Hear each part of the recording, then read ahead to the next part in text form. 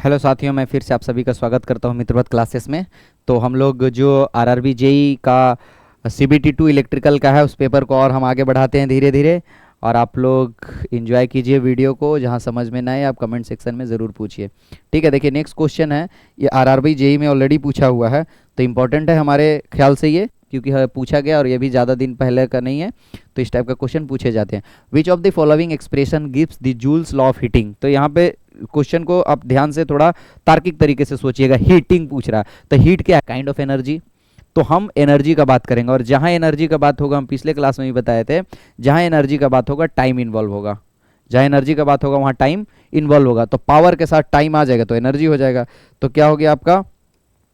Power क्या होता है? आई स्क्वायर आर, या पावर वी इंटू आई, या power V square by R. इसमें से कुछ भी लिख सकते हैं हम, और बताए थे कब क्या लिख सकते हैं, ये भी हम बताए थे।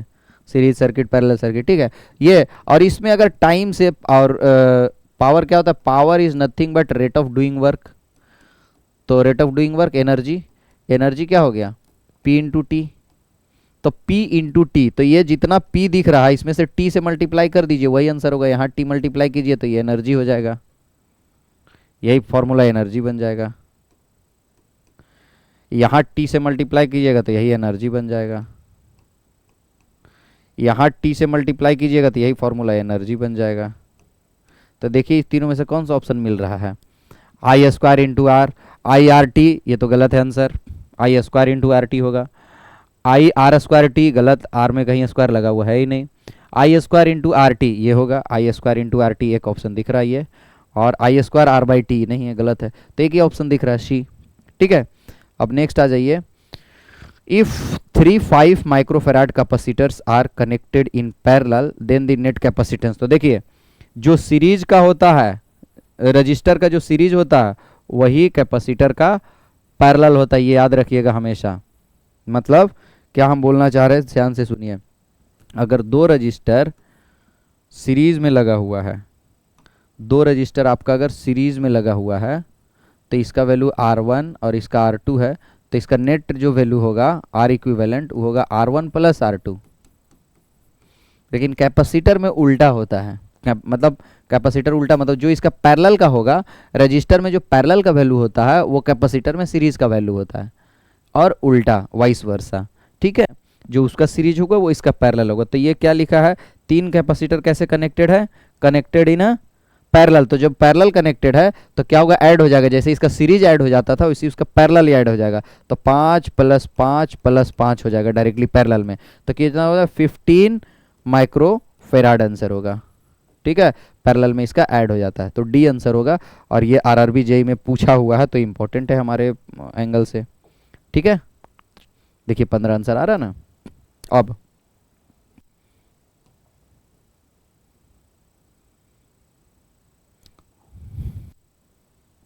पूछ रहा है इसमें क्वेश्चन, नेक्स्ट पूछा है कि component which obeys Ohm's law are known as. देखिए ओम्स लॉ जो है वो आपका, देखिए बड़ा अच्छा इसमें फंसा है क्वेश्चन, बढ़िया है, इसको ध्यान से देखिएगा। लोग आंसर रजिस्टर मार देगा, ठीक है, लेकिन आप ध्यान से देखिएगा। कोई भी ओहमिक कंपोनेंट हो सकता है, जरूरी नहीं हो रजिस्टर हो। कोई भी ओहमिक कंपोनेंट जो है वो इसमें, जैसे ओहमिक कंपोनेंट मतलब कैपेसिटर में कुछ कंपोनेंट ओहमिक भी होता है, ये इसमें भी रजिस्टर होता है। तो सिर्फ रजिस्टर नहीं, कोई भी ओहमिक जो इसको फॉलो करता है, मतलब ऐसा ज़रूरी नहीं है ना हमारा कि कोई भी हमारा इलेक्ट्रिकल सर्किट हो उसमें करंट और वोल्टेज जो है वो सिर्फ ये रजिस्टर में ही ऐसा होगा। तो कोई भी चीज़ हो सकता है, कोई भी इलेक्ट्रिकल, मतलब हमको ऐसा, देखो मैं क्या बोलना चाह रहा हूँ, ध्यान से सुनिएगा। यहाँ पे एक आपका सर्किट है, ये सर्किट के अंदर क्या क्या मुझे नहीं पता। यहाँ एक वोल्टेज है और ये एक करंट है, ठीक है, और ये V है। अब यहाँ से एक करंट जाएगा, करंट जाएगा तो हम लोग ग्राफ हम खींच सकते हैं ना वोल्टेज वर्सेस करंट का। तो सपोज ये करंट है, ये वोल्टेज, अगर ये सीधा आ जाए लाइन, सीधा स्ट्रेट लाइन, स्ट्रेट लाइन, तो इसके अंदर कोई भी चीज़ है वो ओहमिक माना जाएगा। ओहमिक जरूरी नहीं रेजिस्टेंस ही हो, ठीक है, हम हो सकता है हमारा बॉडी भी ओहमिक हो सकता है हमारा बॉडी भी ओहमिक हो। जैसे जैसे करंट बढ़ाइएगा, जैसे जैसे वोल्टेज बढ़ाते जाइएगा हमारे बॉडी के अक्रॉस, वैसे वैसे प्रोपोर्शनली करंट बढ़ते जाएगा, तो हमारा बॉडी भी ओहमिक हो गया। ठीक है, तो ज़रूरी नहीं कि रजिस्टर ही होना चाहिए, ओहमिक होना चाहिए। ठीक है, ओम्स लॉ को फॉलो करना चाहिए। ठीक है, ओम्स लॉ को फॉलो ओमिक ही करेगा, सिंपल सा। देखिए ओबे ओम्स लॉ तो ओमिक होगा, रजिस्टर बिल्कुल नहीं लिखना। मीन्स कोई भी चीज़ जो हम लिखने जा रहे हैं, क्या लिखने जा रहे हैं ध्यान से देखिएगा। कोई भी सर्किट के अक्रॉस, ध्यान से सुनिएगा, कोई भी सर्किट के अक्रॉस ओम्स लॉ बोलता है, हम नहीं बताना चाह रहे थे लेकिन आ ही गया। देखिए ओम्स लॉ बोलता है कि the current density J, current density is directly proportional to the applied electric field. Applied electric field ये जो फॉलो कर लिया वो ओम्स लॉ को फॉलो करता है। तो ये जो है ना ओहमिक, सिंपल ऐसे आंसर मारने के लिए ट्रिक आप देख लीजिए, ओम्स लॉ पूछ रहा है तो ओहमिक मारना answer, register capacitor non ohmic ये सब नहीं मारना है, ठीक है।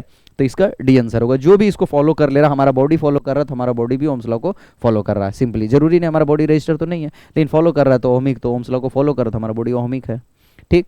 नेक्स्ट क्वेश्चन पे आते हैं। इस टाइप का क्वेश्चन बहुत आया हुआ है, इस क्वेश्चन को आप लोग एकदम क्लियर कर लीजिएगा, डाउट नहीं होना चाहिए। एक क्वेश्चन बहुत स्टैंडर्ड था जिसको मैंने कर दिया था, बहुत स्टैंडर्ड था कि कौन सा 40 वाट ज़्यादा ग्लो करेगा कि 60 वाट। वो वीडियो जरूर देखिएगा, बहुत इंपॉर्टेंट है। वो क्वेश्चन आएगा तो फंसे, क्योंकि वो गेट लेवल का पेपर था, वो जेई लेवल का था नहीं, पर इसमें पूछा है, पर आप लोग जान लीजिए, इलेक्ट्रिकल इंजीनियर है तो जानना आपको जरूरी है। If power of 100 watt is being supplied across a potential difference of 200 volt, find the current flowing through the circuit. सबसे आसान क्वेश्चन, इतना आसान क्वेश्चन आपको कभी मिल नहीं सकता है। अभी बताए थे पावर का 3 फॉर्मूला है। पावर 100 वाट दिया हुआ है, 100 watt is being supplied across the potential difference of 200 volt, volt दिया हुआ है 200 वोल्टेज, ठीक है। तो करंट पूछ रहा था, power equal to V into I नहीं पढ़े हैं क्या? तो इसमें पावर भी दिया हुआ, वोल्टेज भी दिया, करंट निकालिए आप लोग अपने से, पावर को वोल्टेज से डिवाइड कर दीजिए, तो 100 को 200 से डिवाइड कीजिए, 1/2 मतलब 0.5 एम्पियर, ए आंसर, ठीक है 35। अब नेक्स्ट आइए, विच ऑफ द फॉलोइंग है the same unit meter per second. वाह बहुत अच्छा क्वेश्चन बोल रहा है, विच ऑफ द फॉलोइंग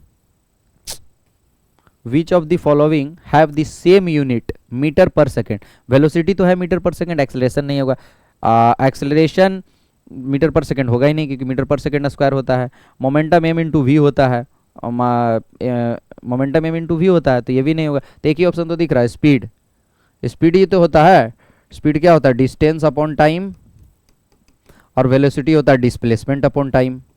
तो डिस्टेंस हो या डिस्प्लेसमेंट हो, मेजर तो मीटर में ही करेंगे ना भैया, मीटर पर सेकेंड, और डिस्टेंस या डिस्प्लेसमेंट ये भी मीटर ही है, टाइम का सेकेंड, तो मीटर पर सेकेंड 2 ऑप्शन है। आरआरबी जेईई में पूछा हुआ है तो इंपॉर्टेंट है, ये देख लीजिएगा, स्पीड वेलोसिटी, ठीक है। इसमें और डिटेल किसी को जानना है तो मैं डिस्कस कर दूंगा, फिजिक्स का चीज़ है, मेरा फेवरेट टॉपिक है फिजिक्स, आईआईटी का फिजिक्स का मैं क्लास लेता हूँ, ठीक है। The total opposition offered to the flow of current in AC circuit is called. चलिए इस पे हम आएंगे नेक्स्ट क्लास में, ठीक है, ये इंपॉर्टेंट है, इसके बारे में थोड़ा सा हमको डिस्कस करना है, ठीक। तब तक के लिए बाय बाय, थैंक यू।